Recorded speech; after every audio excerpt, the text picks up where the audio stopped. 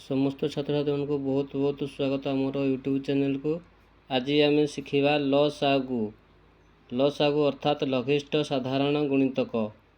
तुम मध्य बहुत पिला एवं सुधा जान न जे लसागुर पूरा ना कौन बा लसागुर फुल फॉर्म कौन। लरे लघिष्ठ सारे साधारण गुरे गुणितक। आम उदाहरण नहीं बुझा 2 और 4 लसागु कौन। 2 रो गुणितक 2 4 6 8।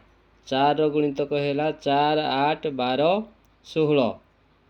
तेरे कौन हम 2 और 4 साधारण गुणितक 4 एवं 8। से सबुठारु सान साधारण गुणितकटी है 4। अतएव 2 और 4 लघिष्ठ साधारण गुणितक समान 4 उत्तर हो। लघिष्ठ साधारण गुणितक यही पाठटी को आम चतुर्थ एवं पंचम श्रेणी शिक्षा करवा उचित। जदि कहीं कहीं जानी ना तथापि एबे जदि आम शिखिजा ताले भविष्य में बहुत काम आसो।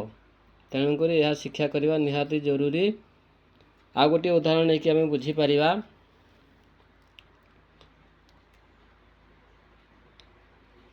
6 एवं 12 लसागु कौन।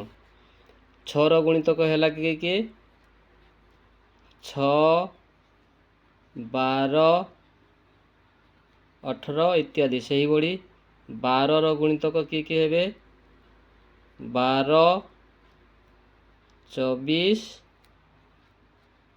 36 इत्यादि।